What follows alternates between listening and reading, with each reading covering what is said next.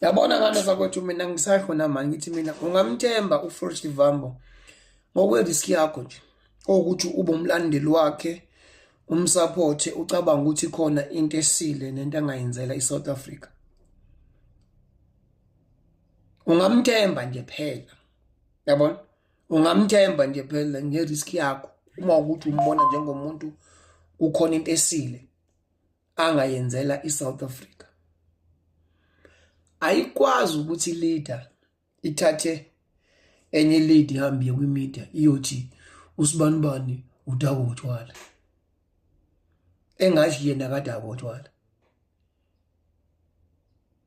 Most ama-politician badaba utshwala. Iningi lama-politician nje badaba even naye. Asazi noma sebiyekile ini yena. Asazi la mina usabiyeka utshwala. Naye uFreud ngagcina ebuhlabe impela utshwala. Ngingasebiyekile. Kodwa khona i-event yomkhonto wesizwe ebise Gauteng la khona ekade kuyena guest la khona wombona ngisho ehambe xa umbona ukuthi uyayiqinisa eyisolisa ukuthi ayengathi idlile imambana. Singazike naye ukuthi naye usebiyekile utshwala. Yabona i-leader ethi mangabe inikwe space sokuthi ihambe yokhuluma. Ihambe yokhuluma ngamanye amadoda. Ibini yokhuluma ngamanye ama-leader. Hey, ngeke bafuthi ungayithemba nje phela nge-risk yakho lo muntu loyo. Iyangixaka mina lento mina kuyama-member ke nje esehonke ngaba we-EFF, ngaba we-ANC, kungaba we-MK, lawo ma-member lawa ahlekayo ukuthi kuthiwe uspokesperson wethu uyadaba. Ayiyangidida ke mina ke ukuthi yazi ngikangahlangana nenye icomment hayi ngoba naye nje uyabuhlaba Nkosi Malanga. Kanti kwangathi manje ukuphuza utshwala futhi manje kwipolitiki ngathi kuqala ngoNhlamulo. Uma kuthiwa uNhlamulo ngempela uyaphuza. Ake sithi uNhlamulo uyaphuza ke. Ikhona into wrong lapho.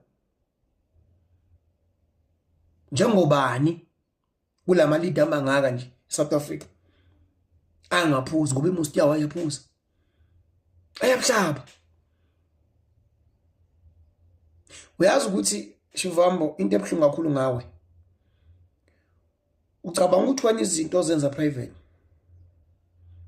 zaziwa wena nalabo sukuzenza nabo. Kanti abantu bayazazi izinto wena ozenza private. Phela asiphumza umka EFF. Bacabanga ukuthi bonke abantu bonke baphuma ka EFF bakulandela ke. Into yisho nje hawu yilethu. Bacabanga ukuthi into wena nawe nezakho nawe ekhanda. Bayazazi abantu. Bathi bathuli kodwa wena unesibindi wena. So ukuthi wena uyo expose ezabanye abantu kodwa nawe unezakho. Mina uma uspokesperson wethu kuthi uyaphuza utshwala. Akuyona inkinga leyo. Akuyona nje inkinga leyo.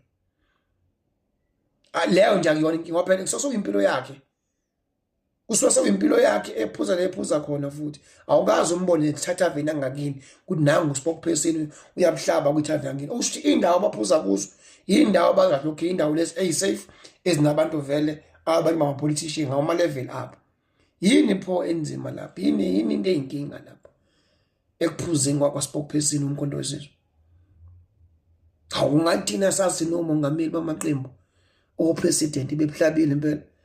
Kusho ubaba Ramaphosa nakhona everyday ayibona impela ngathi uyochofa nakhona ubona ukuthi hey Nkosi Malanga ngathi kuthe ukudlulela. Yabo? Akuyona inkinga leyo bafowethu.